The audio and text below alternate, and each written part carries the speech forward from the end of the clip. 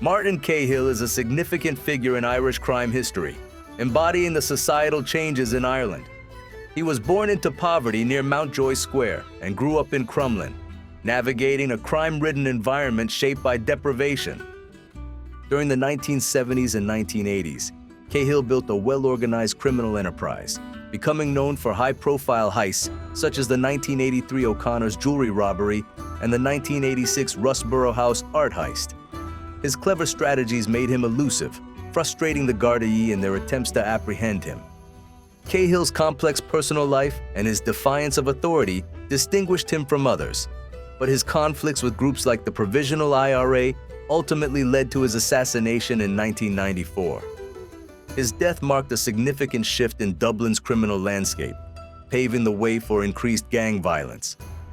This is the story of Martin the General Cahill.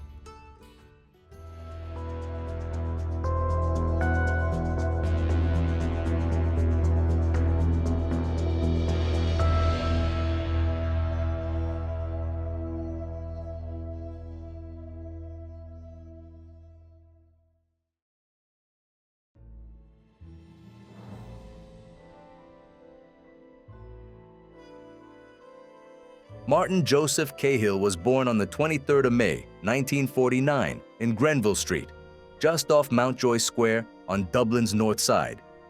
This was an area that had, by the mid-20th century, fallen into severe decline. Once home to Georgian grandeur, its buildings had been subdivided into cramped tenements, many lacking basic sanitation or heating.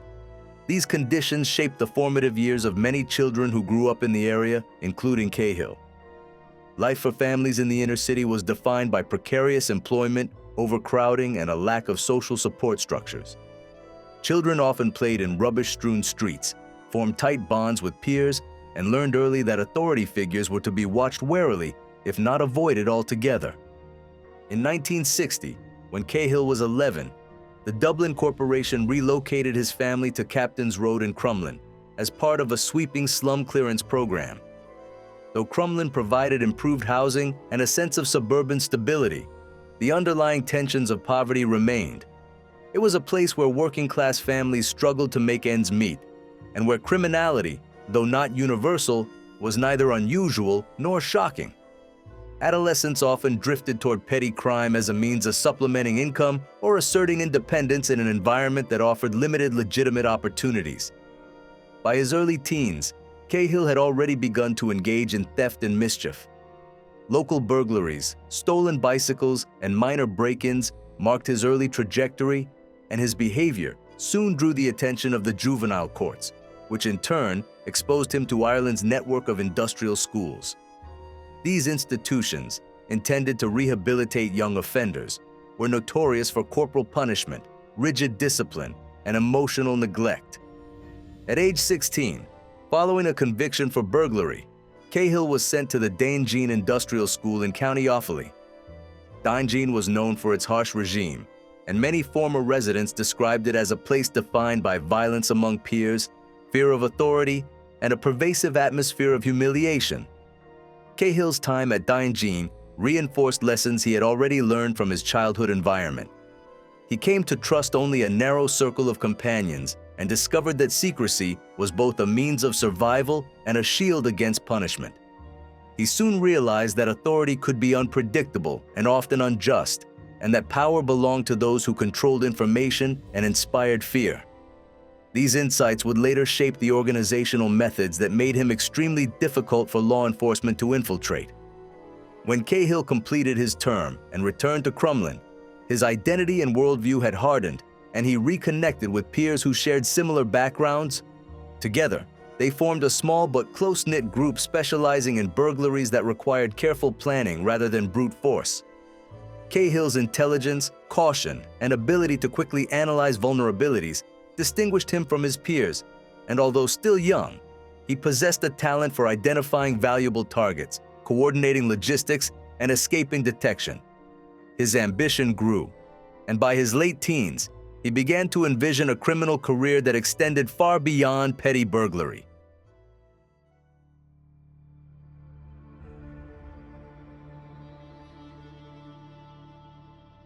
The 1970s in Dublin were characterized by economic stagnation and rising unemployment within many working-class communities.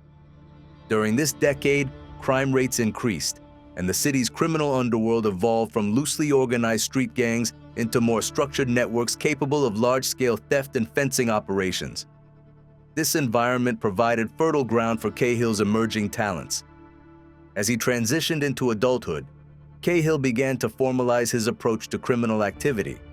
His earliest associates were individuals he had grown up with, men who had experienced hardship, shared institutional backgrounds, and demonstrated loyalty.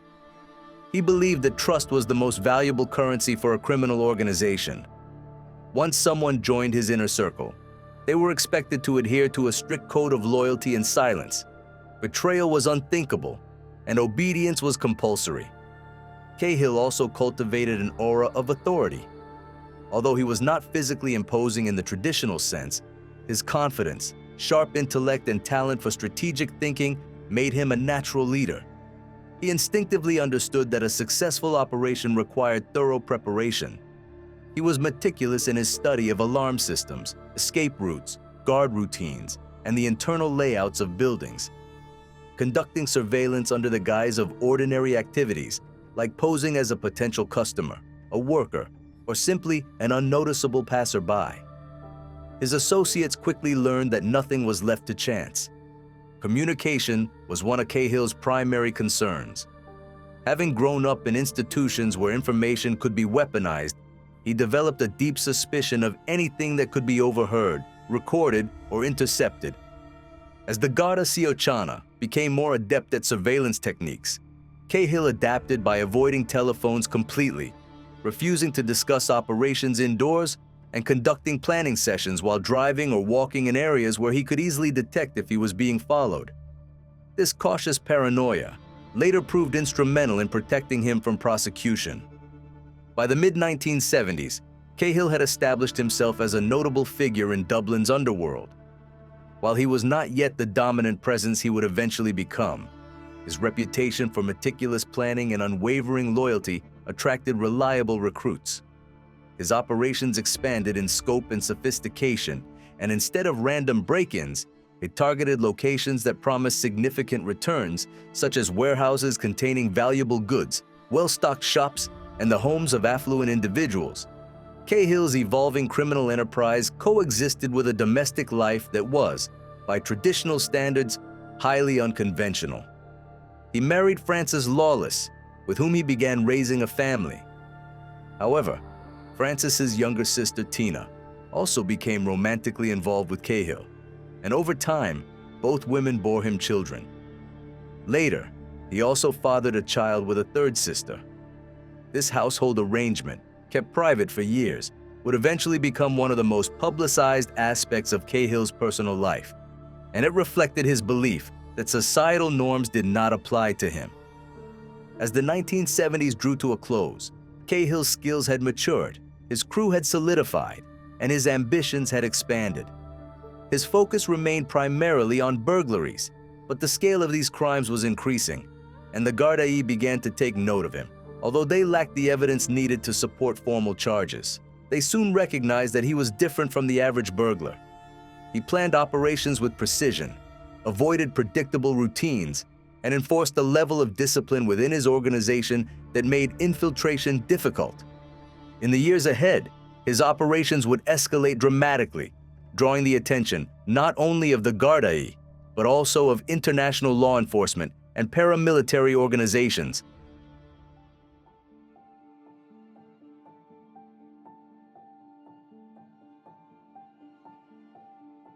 The dawn of the 1980s marked a significant turning point for Cahill, who evolved from a skilled burglar into the mastermind behind some of the most ambitious thefts in Irish history. During this time, the Irish economy was in decline, unemployment was rampant, and Dublin's commercial sector faced severe challenges. These circumstances created vulnerabilities in businesses and storage facilities, vulnerabilities that Cahill was adept at exploiting. As Garda surveillance became increasingly sophisticated, Cahill intensified the secrecy and discipline of his organization and matured into a leader whose authority was unquestioned. Methods were methodical, and instincts remarkably sharp. One of the most notable operations during this period was the 1983 robbery of O'Connor's jewelry manufacturing premises in Harold's Cross. This heist was significant not only for its substantial financial reward, but also for showcasing the precision and audacity that came to define Cahill's style. The facility housed vast quantities of raw gold, diamonds, and finished jewelry. For months, Cahill meticulously studied the building, observing delivery schedules, the staff's routines, and the internal layout of the workshop. When he decided to act, his gang executed the operation with breathtaking speed and efficiency, leaving the Gardaí stunned.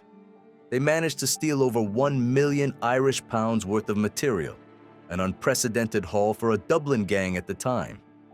Though the Garda Síochána immediately suspected Cahill of orchestrating the robbery, they struggled to gather direct evidence. Cahill understood that operational safety relied heavily on compartmentalization, and only those who needed to know about a job were informed of its details, and then only verbally and in the most cryptic terms. His associates never saw the larger picture. Each understood only their specific role. No written notes, diagrams, or recorded communications were ever made. So when the Gardaí attempted to interview individuals suspected of involvement, they encountered a wall of silence. Cahill had fostered an organization where loyalty was not only expected, but actively rewarded, while disloyalty risked immediate and severe consequences, making infiltration or coercion nearly impossible. The aftermath of the O'Connor robbery intensified the tension between Cahill and the Gardaí. Officers meticulously observed his movements, taking note of how often he changed vehicles or routes. Despite their efforts, Cahill frequently evaded capture. He had an uncanny ability to sense when he was being followed, often using this awareness to taunt the surveillance teams. He would slow his car deliberately, forcing trailing vehicles into awkward positions, or drive in elaborate patterns to expose the persistent Garda presence. The officers monitoring him found themselves both intrigued and frustrated by his ability to outsmart them. Cahill was also acutely aware of the impression that high-value robberies had on the Gardaí's perception of him. He embraced the opposing dynamic, viewing the Gardaí not merely as law enforcement, but as his strategic opponents. His interactions with them became almost theatrical, and was known to make direct eye contact with officers assigned to watch him, acknowledging their presence as if to signal that he was fully aware of their mission and entirely unconcerned by it. This defiance contributed to the legendary status he acquired in Dublin. Behind this spectacle, Cahill continued to refine his operations. He forged connections with fences who could move stolen goods through both domestic and international channels. He developed relationships with individuals skilled in melting down gold, resetting gemstones, and altering valuable items to make them less traceable.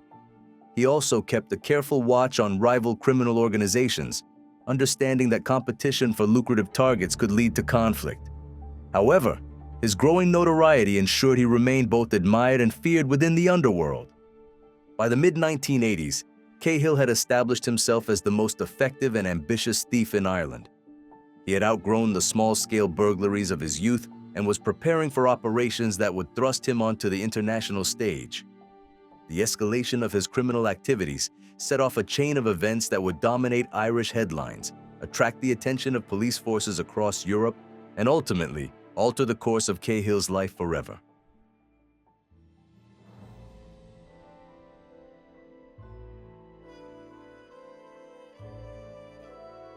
The Russborough House art heist of May 1986 is considered one of the most audacious and significant crimes in Martin Cahill's career.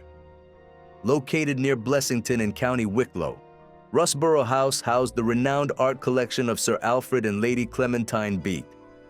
This collection included masterpieces by Rubens, Gainsborough, and Vermeer, as well as works by Goya. The artistic and monetary value of these pieces made Russborough one of the most prominent private estates in Europe.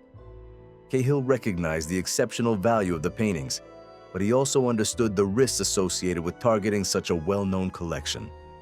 The planning required for this operation went far beyond that of any previous heist he had undertaken. He and his associates conducted thorough reconnaissance on the property, observing the estate's security arrangements, studying the patterns of activity inside the house, and assessing how quickly Garda units could respond to an alarm. The choice of night, entry point, and timing demonstrated the meticulous preparation that Cahill demanded for every operation. On the night of May 21, 1986, the gang executed their plan with precision.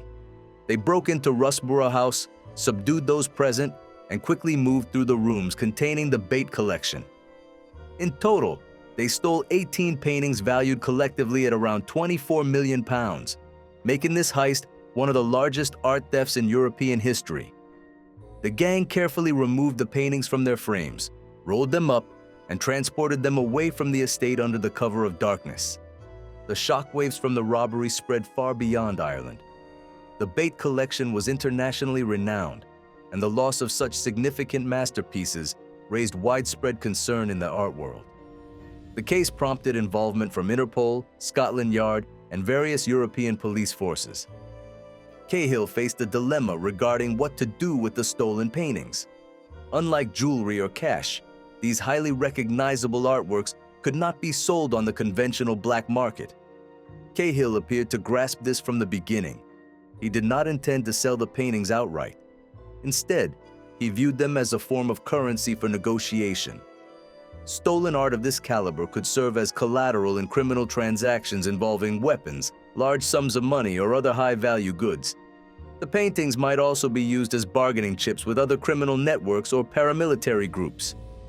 In the years that followed, the recovery of the Russborough paintings became a complex international affair. Several pieces were recovered in Britain during unrelated investigations, while others surfaced in continental Europe, thanks to cooperation between the Gardaí and foreign police. Some paintings were retrieved through sting operations involving undercover officers posing as intermediaries, and by the late 1990s, most of the stolen works had been recovered, although a few remained missing for extended periods. The slow recovery process illustrated how deeply these paintings had become entangled in international criminal circles. For Cahill, the successful execution of the Russborough heist marked the peak of his criminal career. It established him as not just a local figure, but a criminal whose actions resonated across Europe. However, the heist also intensified the scrutiny from law enforcement and signaled to the Gardaí that Cahill was capable of committing unprecedented crimes and that his operations had now extended beyond ordinary criminality. This newfound notoriety also attracted the attention of paramilitary organizations, which viewed him as a potential threat to their own activities. As international investigations and Garda surveillance intensified, Cahill found himself in a position of both triumph and peril. His success brought him prestige, but it also made him a prominent target in a landscape where visibility could be fatal.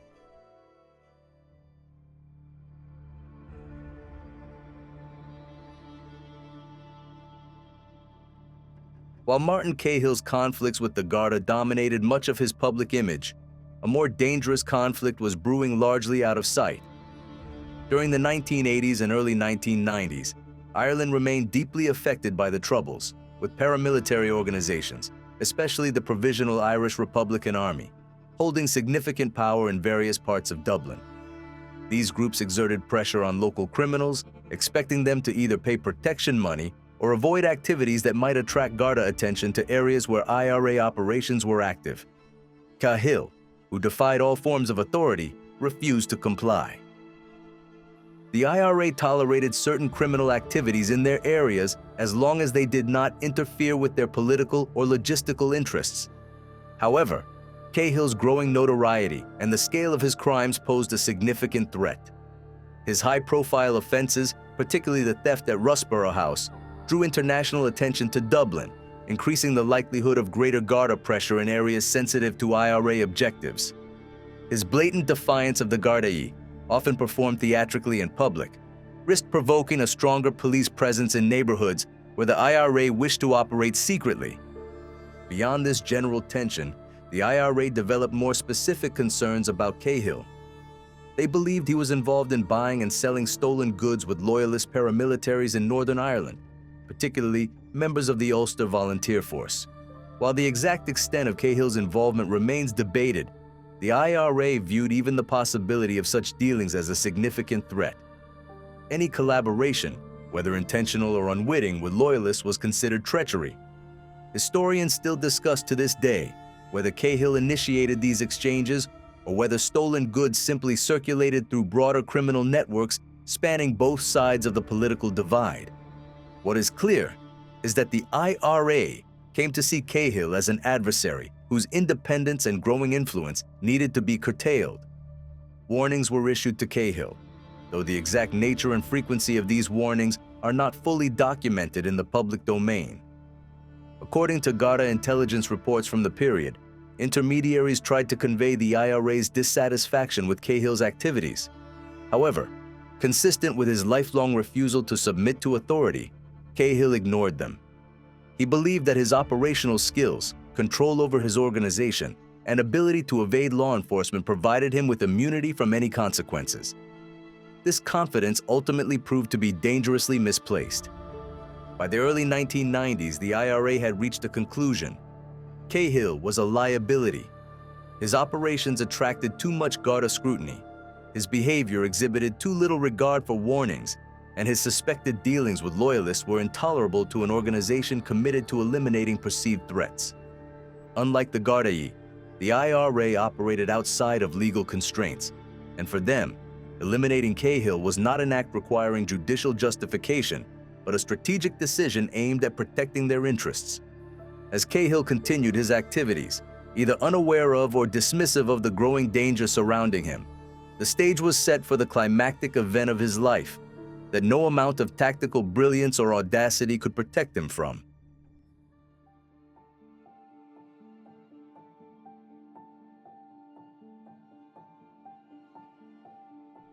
On the morning of August 18, 1994, Martin Cahill's day began like any other in the later period of his life. He had been living under the intense weight of Garda surveillance and was out on bail related to his alleged involvement in the kidnapping and extortion of businessman Jim Lacey in 1986. Despite these pressures, he continued to carry out his daily routine with an outward calm. At approximately 11:30 a.m., Cahill left the house in Swan Grove where he had been staying and got into his black Opel Omega.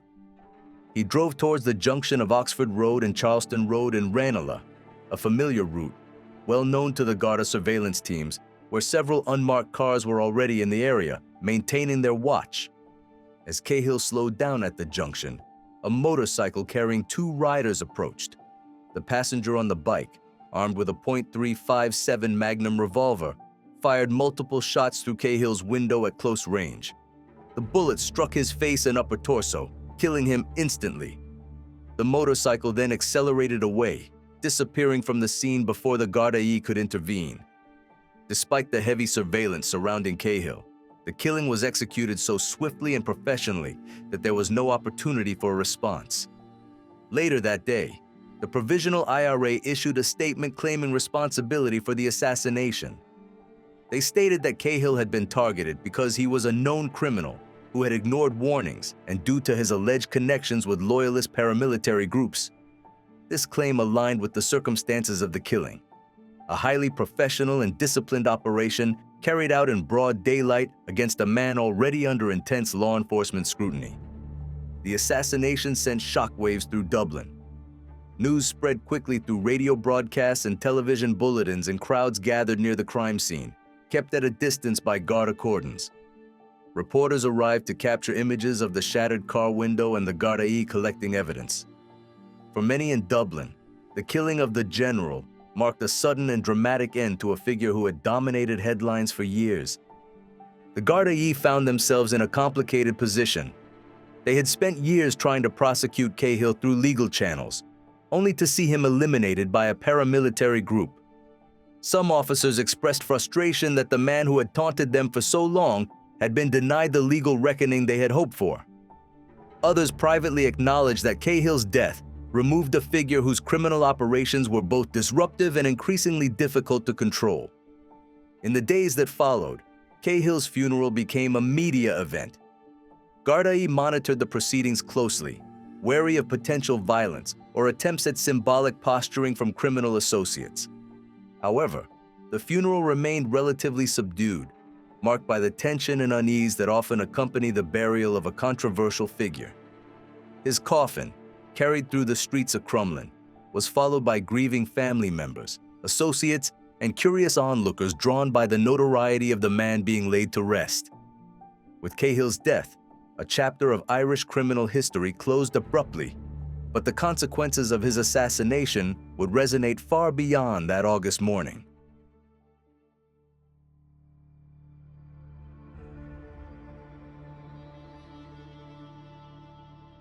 Martin Cahill's criminal empire was built on his personal authority, strategic mindset, and the loyalty he commanded. After his death, however, the structure he had carefully crafted quickly began to disintegrate. Although his associates were loyal to him, they were not united among themselves. Cahill had intentionally designed his organization so that information flowed solely through him. Once he was gone, no one possessed the knowledge or influence necessary to maintain the enterprise. In the months that followed his death, fractures emerged almost immediately. Associates who had operated under Cahill's centralized command suddenly found themselves without direction. Some drifted into other criminal groups, while others attempted to take leadership roles within segments of Cahill's operations. However, lacking his strategic insight, they failed to command the same loyalty and respect he had enjoyed. Internal disputes arose over profit distribution, ownership of weapons, and control of established criminal contacts. One significant shift after Cahill's death was the rise of drug-related crime in Dublin. According to his family and numerous accounts from those who knew him, Cahill had a strong personal opposition to drug dealing.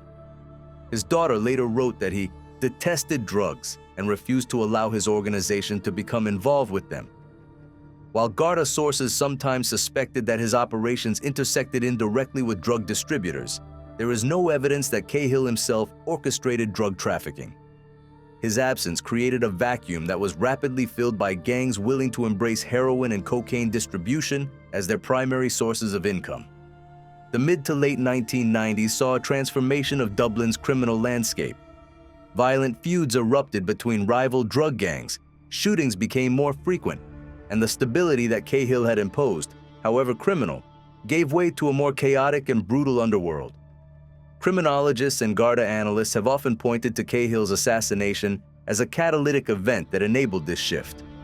His organization had been one of the last major groups in Dublin with a disciplined hierarchical structure focused primarily on theft. With his departure, Dublin's underworld entered a new era defined by drug-related violence. Meanwhile, the Garda Síochána reoriented their efforts to address these emerging threats. Their long-standing focus on Cahill had absorbed most of their attention for over a decade. His death freed up resources, but also presented new challenges.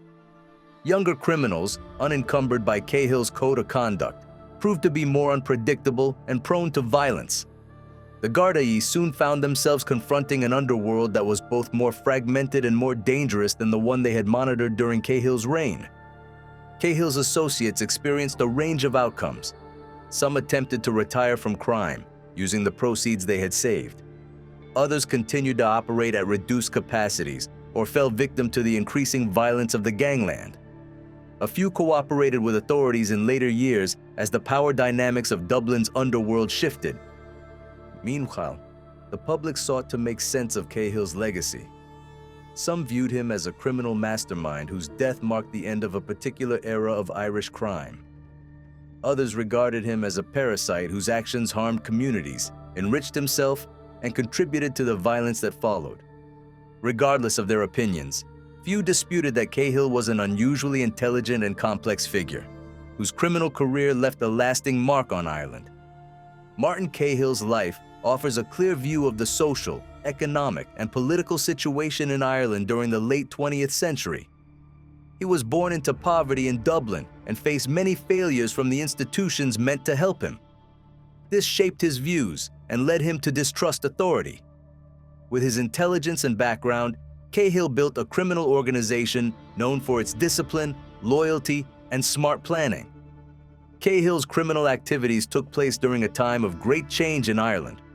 As the economy struggled and working-class neighborhoods in Dublin experienced instability, he took advantage of opportunities for high-value thefts. His crimes, including the O'Connor's jewelry robbery and the Russborough House art heist, revealed weaknesses in Ireland's security systems and drew the attention of international law enforcement. His bold defiance of the police, known as the Gardaí, made him famous, while his home life captured public interest and blurred the lines between criminal fame and local legend. However, Cahill was also caught in larger conflicts. His independence led to fights not just with the Gardaí but also with the Provisional IRA, which he refused to respect. His assassination in August 1994 ended his personal story, but marked the start of a more dangerous time in Dublin's criminal history. The disciplined organization he had built fell apart, replaced by drug-driven crime groups that changed the city's underworld. Cahill's legacy is complicated. People remember him as a clever planner, a criminal innovator, and a family man who lived unconventionally. He is also seen as a thief who caused significant financial damage, a destabilizing figure in Dublin's crime scene, and a man whose choices led to his own destruction and hurt those around him. His story shows the balance between personal actions and larger forces, how one person, shaped by tough circumstances yet possessing great intelligence, can greatly affect the city's criminal history. Even 3 decades after his death, Martin Cahill continues to fascinate historians, criminologists, filmmakers, and the public. Whether seen as a criminal genius or a harmful figure, the General remains one of the most studied and mysterious figures in Irish crime history.